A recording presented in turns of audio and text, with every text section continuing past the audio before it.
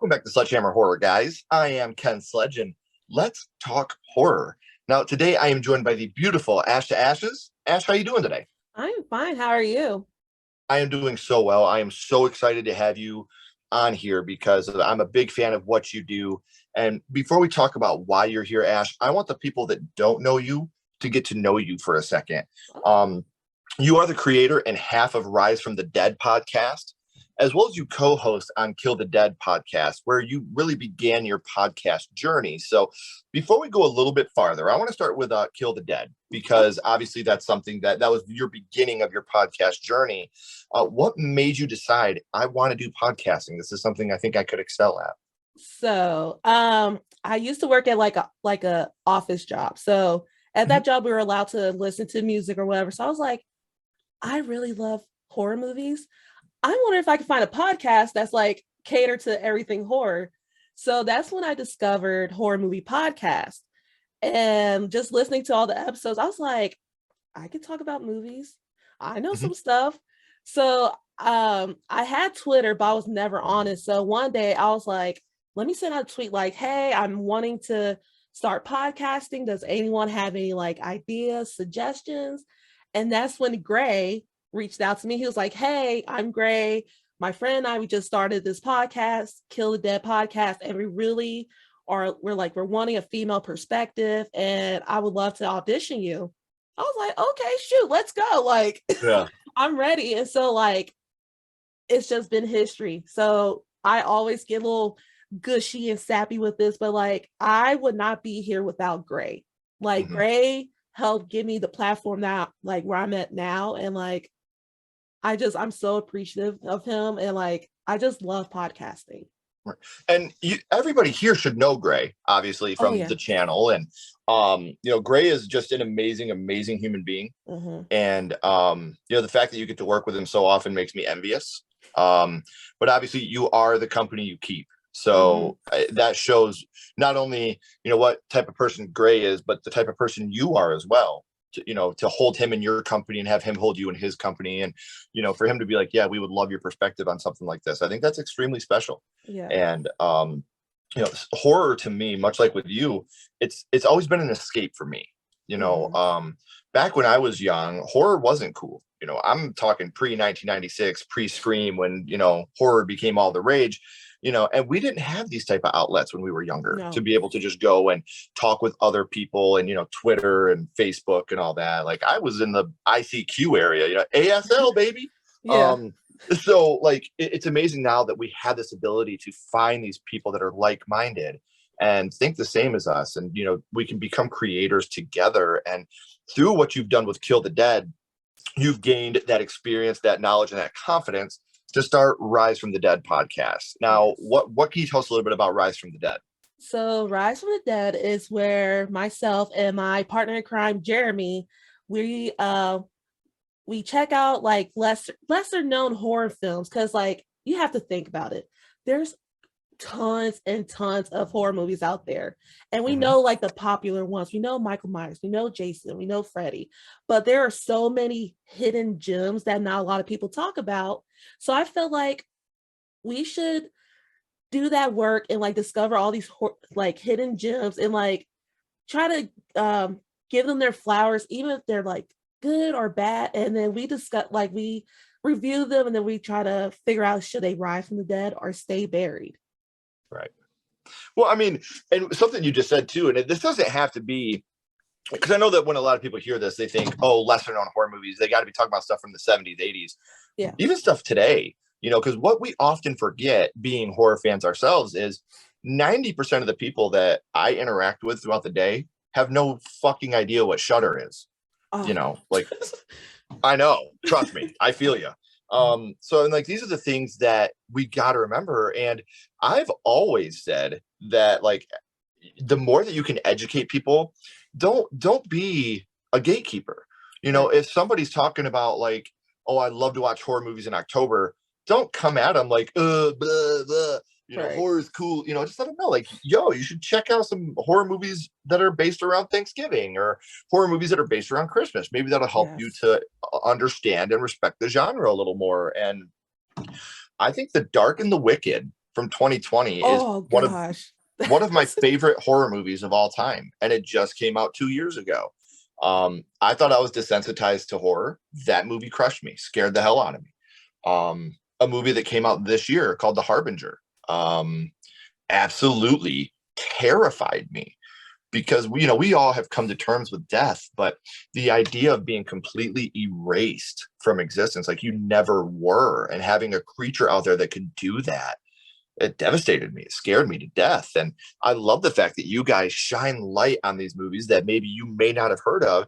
You listen to the podcast, you go and check it out, and this becomes a top 10 favorite movie of yours. And that's because of you. You're doing that for people. And I think that that's super amazing that people get that chance to listen, be entertained, and then go and watch a movie for an hour and a half. And then, that 3 hours of their day just changed the whole trajectory of their next 2 weeks, because now they're talking to every single person they can about The Dark and the Wicked, about The Harbinger, about these movies that you've introduced them to. Is that something going into the podcast you were looking to do, was try to do like an educational thing about these lesser known horror movies? That, and just I just feel like no matter what, everything and everyone deserve to get their flowers. Like these filmmakers and the cast and crew, like all of them, they had the opportunity to make these movies, and it's not fair to them that they don't get the same recognition as like a well-known movie. Yeah. So like even if they're bad, it's okay. Like they still put in the time and the effort to make those movies. And there's some pretty damn good movies out there. So I'm like, you know what? I'm going to try to get y'all into this movie. So yeah. Well, and I think it was Tom Savini that said there's no such thing as a bad horror movie, just you having a bad day. Any horror movie, to me especially, unless it's The Exorcist 2, has something redeeming about it. It's, I can have fun. Like, I know a lot of, maybe it's because I'm not a Halloween purist. I know a lot of people that hate Halloween Resurrection, and I don't. I think that movie is so much fun. I have a blast every time I watch it. I grew to love it. Me too. Like, I really like that movie, and people are like, "What the hell's wrong with you?" Like, dude, I have fun with it. Yeah. Like, it's a fun movie. Like, am I going into it like looking for Hereditary or like, no? I'm going into it looking for a mindless slasher where I have a lot of fun, and that's exactly what I get in that film. And I feel like a lot of people tend to forget like horror movies, like you said, that's like our escape way. Like we're supposed to have fun with it.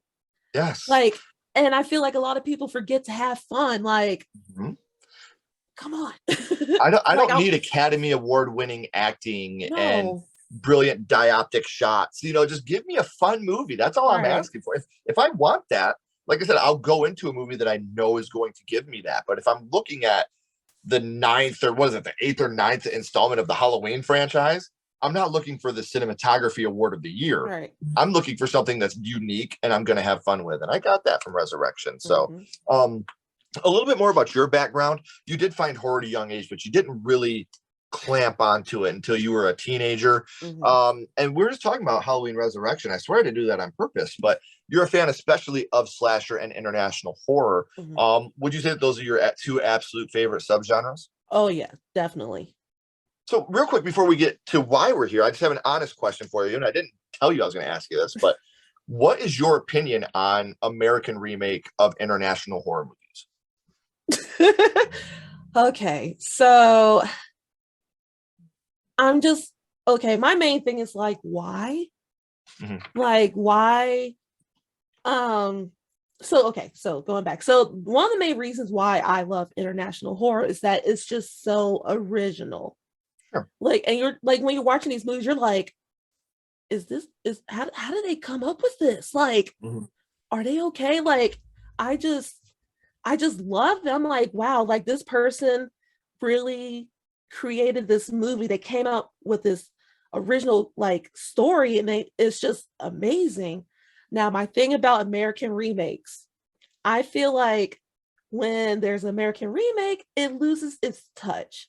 Sure. And I feel like sometimes with American remakes, they're trying to be greedy with it. Like, they definitely shine it up. They definitely Hollywood it. Yeah. And I'm just like, did y'all even bother to watch the original movie? Do y'all understand the movie? Like, I get it. But at the same time, and then I always hear this, it drives me nuts. I don't feel like reading subtitles. Subtitles just ruin it. I'm like, excuse you? Like, really? It So, I get like, and here's my defense of American remakes, because um like obviously the horror fan in me, I want originality. That's what I mm, want. And like, I'm looking at like Ringu, Train to Busan, things like that. And like obviously now in the new year we're getting the American remake of Train to Busan, The Last Train to New York. And where I think even a bad American remake can be beneficial is for the non-diehard horror fans, mhm, that maybe they'll watch The Last Train to New York and find out, oh, this was based on another movie. Well, let me check that movie out. right. And then they go back and they rewatch, kind of like I did when I first seen The Ring and I found out about Ringu. I was like, well, let me go check that out. And I fell in love with it. Same And thing with The Grudge and Ju-on, like you find these movies that have been polished up in America, and then you go back and you watch the original and you're like, wow, yeah, that's fucking brilliant. I'm in the same boat as you, like that, because that's how I discovered like The Grudge, Ring, and Mhm. all that. It's like I've seen the American versions first, and I was like, okay, I want to see like where this all came about. And I even read like the books too. Mhm. So yeah, I definitely agree like where you're coming from. Like if I did, like I wouldn't be here now if I didn't see The Ring or The Grudge. Sure. Like, but And yeah. it's amazing because that I love that. Like, 'cause I even say that about like remakes. Like, even if it's a dog shit remake, maybe it'll introduce people. Like, I really did not like the April Fool's Day remake. I thought the cast was great. Ooh. I thought the cast was good enough, and I thought they tried to make it their own, but it wasn't a hit for me. It was definitely a miss. But maybe people that had watched that remake went back and watched April Fool's Day from 1986 and found an appreciation for that movie that they wouldn't have had they not seen that remake. And it's just one of those things where I feel like a remake, even if it's bad, can serve a very, very good purpose. Like we were talking about Halloween 2018, when that was announced, the sales on Halloween 78 went up 30% that year from people that Mhm. went back to rewatch it, or people that had never seen it that went and watched it for the first time. And that's an amazing thing. So that's where I'll never be angry about a remake. Maybe if they were like, hey, we're going to give you this remake and every other copy of the original is going to be burned, I'd be like, no, I'm not it. I don't like that. Yeah. But I definitely understand where you're coming from, because when you watch these and you see all the love, the blood, sweat, and tears that were poured into these movies, and then you see them completely polished up and made to look very, very pretty for an American audience, it's kind of disheartening, honestly. Yeah. Like I'm very, very cautiously optimistic about The Last Train to New York, because I love Train to Busan. I cry every time I watch Oh, that damn movie. It's such a just good movie. it's such a good movie. And then The Sadness, is another one that Oh, you watch. I I'll be really surprised if they even try to remake that. There's no way. No way. There's no way. No way. Then what a fitting name for that movie. Like, what I if you guys haven't seen these? And another thing I agree with Ash about. Um, if reading subtitles for 2 hours is the worst thing that happens in your life, I promise you it's going to be okay. And you're going to go on a ride. And a lot of times you don't even need to read the subtitles. You can, even just as a human being, you can feel the emotion that's happening. If you're really that invested into what the conversation is, sure, you can check out the subtitles. But in a horror movie, how often do we pay attention to what they actually say? Unless it's exactly. hello, Sydney, so um, it's one of those things where just give it a chance. I promise you, reading the subtitles can be annoying at times. Absolutely. It's worth it to watch a great film. Now, Ash, in order to be a fan of the slasher genre or the international horror genre, horror had to start for you somewhere. So now I would like to go back to the past and talk about how horror started for you, your first horror movie. And Ash, your first horror movie was Child's Play. uh, Okay, I uh, love that. That is awesome. I need that shirt. So I do want to say right off the top, for repeat viewers, you obviously know this.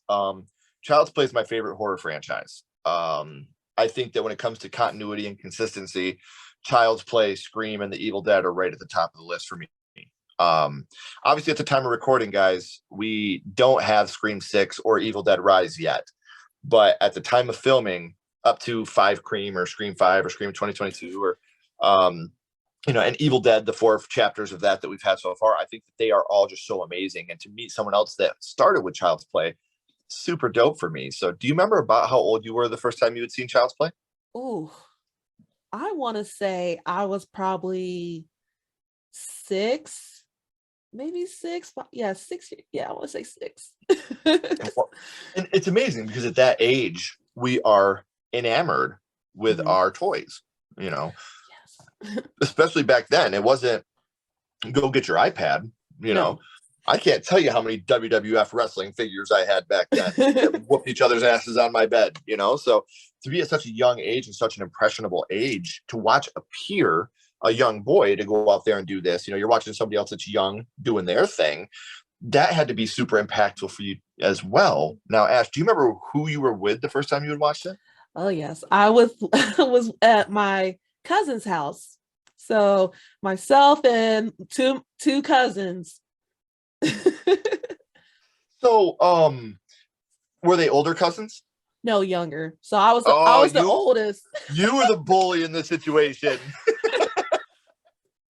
It's so cool because that's another thing. Like, my first horror movie was House, 1986. That was the first horror movie I watched. You know, my man Roger Cobb, William Cat, woo woo.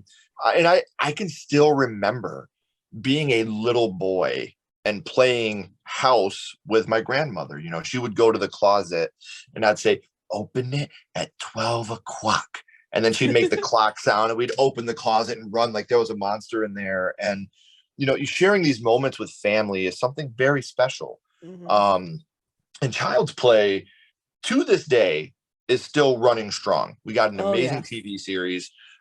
You know, 30 years later, Don Mancini still kicking so much ass when it comes to the Child's Play franchise. We often forget the OG is a very, very dark film.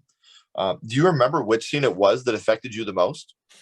It was the scene where Chucky goes to one of his like old like friend's house, and he practices like voodoo like and like dark magic maybe. I know Mhm. it was mainly voodoo. I know that for sure. Right. But yeah, it was that scene and that kill scene, and that just messed me up. You can't tell people where you hide these things, John. Woo! Yeah, and then he's breaking the leg, he's breaking the arm, he ends up stabbing the doll. We just did recently on our channel a top 10 Child's Play kills. That was my number 2. That's Ooh. how impactful that was to me as well, because that's another thing. And I don't know where this went, but when we were kids, like voodoo dolls and shit like that were terrifying. It was like quicksand. Oh I yeah. thought I was either going to die in quicksand or be killed by a voodoo doll. I was convinced of that as a kid. And to watch him break the leg and see the leg breaking and then break the arm, you know, that John guy's just screaming and writhing in agony. I understand why that scene stuck with you so much. It just messed me up because like I was 6 years old at the time. And it's Mhm. like I had all these Barbie dolls. Like I love playing with my dolls. My grandma, she still has them to this day, and I don't look at them. But she had like the porcelain dolls, and they creep me out. Okay, not to go like on a tangent, but like I feel like killer dolls just ever since I was a young kid till this day, like they just follow me. Yeah. Um, but um, but yeah, like watching that scene as a kid, I'm just like, oh my god, my Barbie doll's gonna kill me. She's gonna stab me. Like I was freaking out, and my cousins are on the couch, like, and I'm just like, they got a doll like, hey, I, Ash, I was just like, she's gonna come and get me. mom comes home, you got all your Barbies in a nice like circle with a steak dinner brushing their hairs. Like, it's okay. It's all right, mom. Everything's fine now.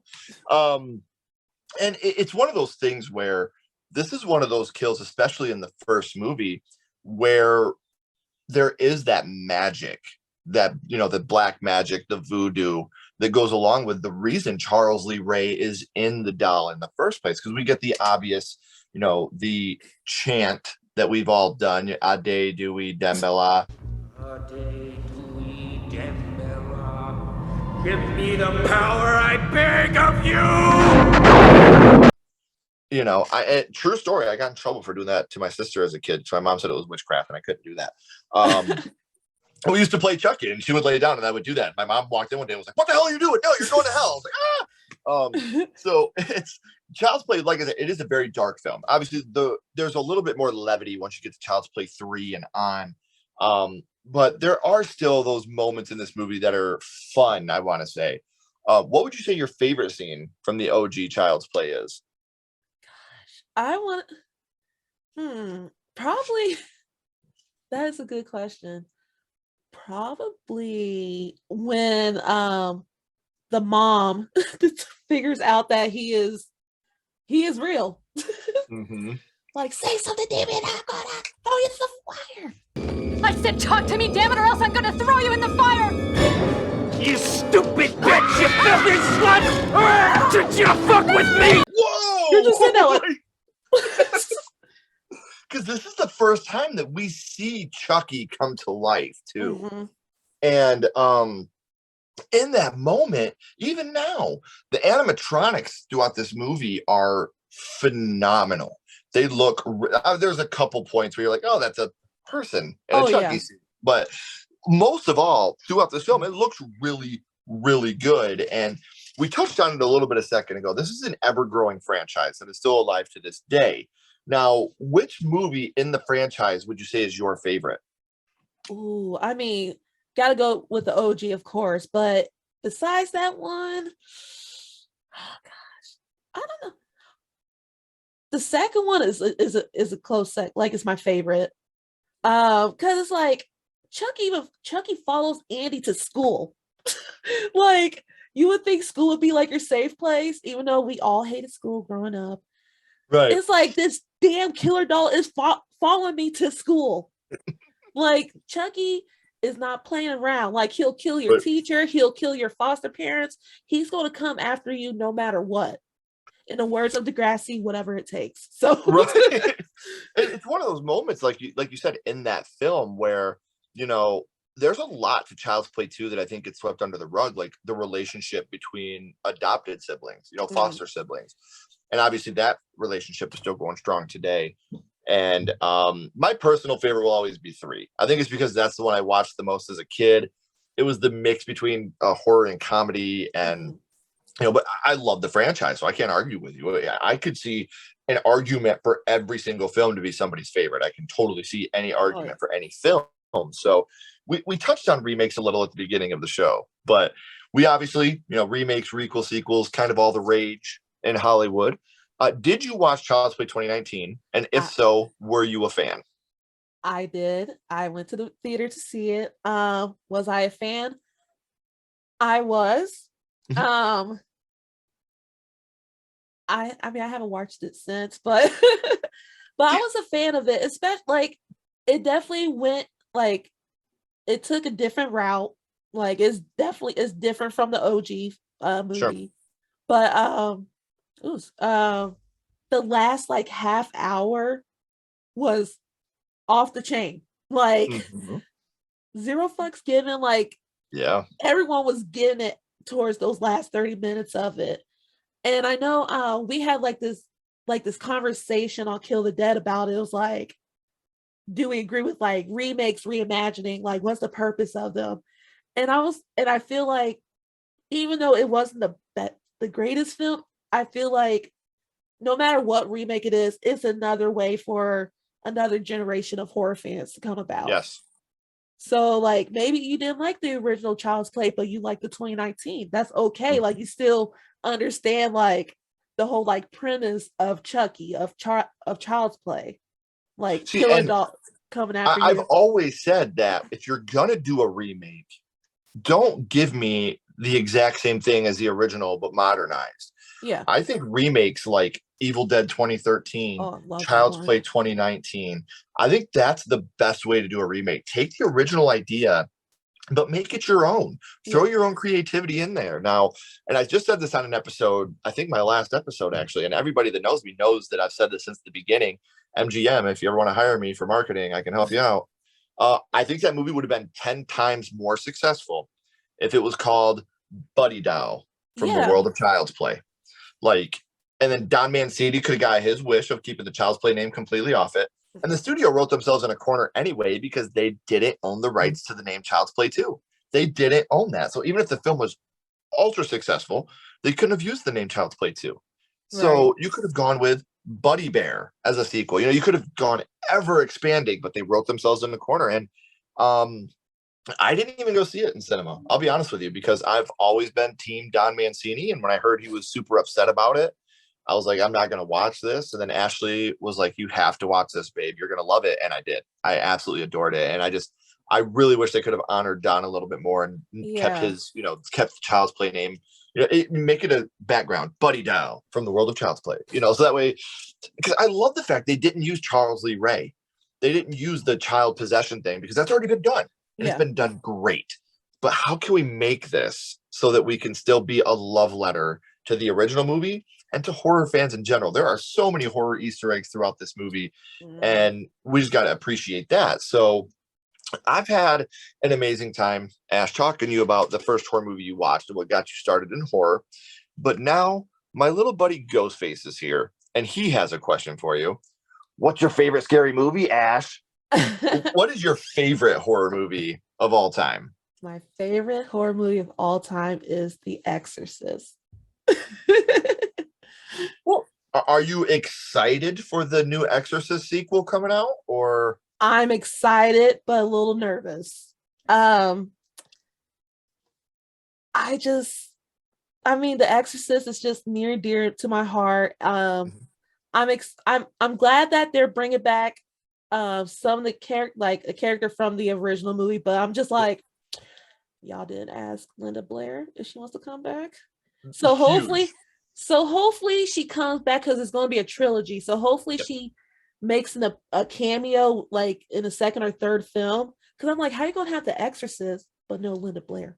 Like, the main character. Yeah, the main character. So I'm even though I'm a little nervous about it, I'm still going to go and support it and watch it. So, well, see, it's funny because The Exorcist is a funny franchise to me, because the first film is the scariest movie I've ever seen in my life.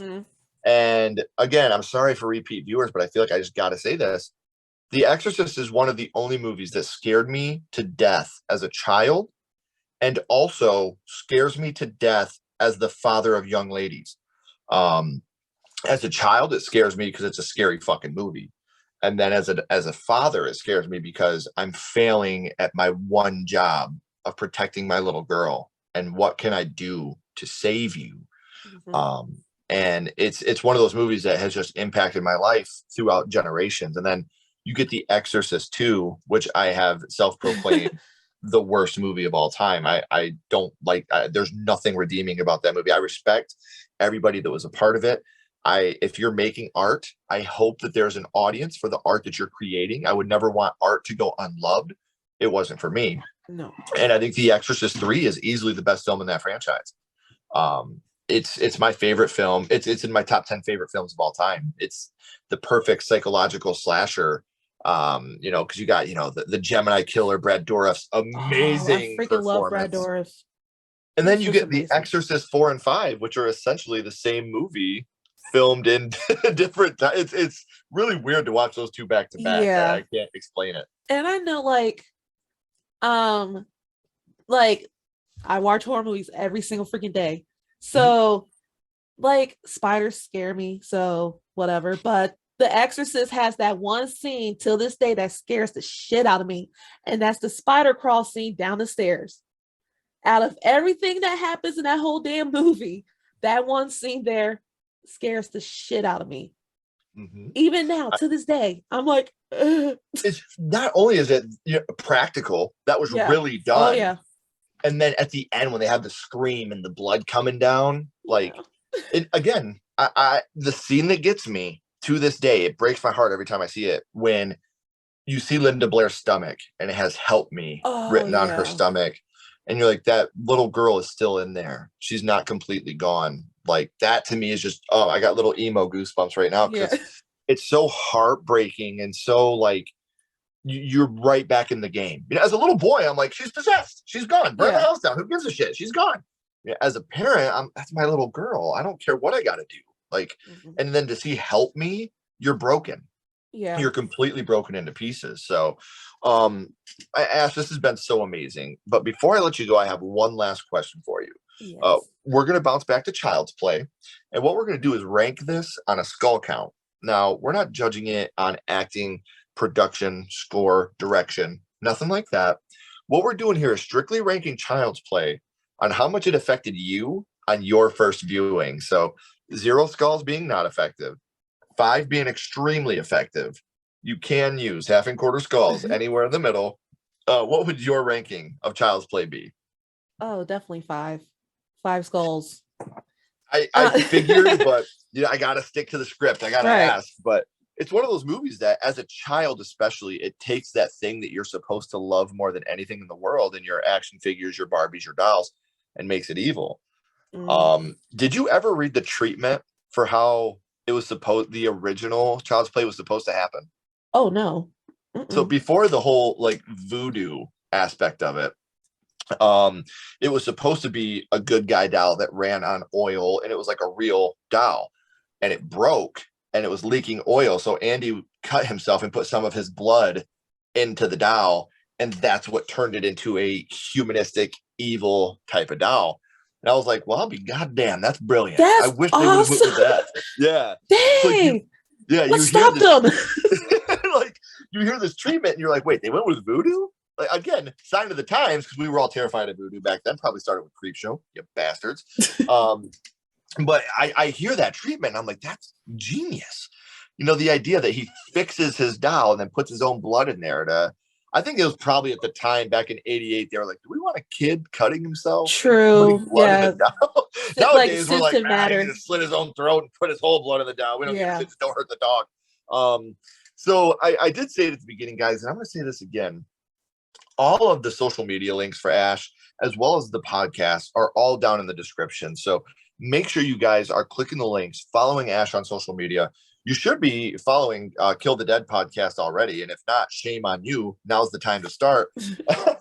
As well as Rise from the Dead podcast. So make sure that you are subscribing to those podcasts, not for us, for yourself, to get the horror knowledge so that you are better equipped in the real world with the horror knowledge that you need in case you come into a situation where there's a snake in your boot and you got to get out there on the floor. So again, Ash, thank you so much for taking time out of your day to come and talk horror with me and let me learn a little bit more about who you are.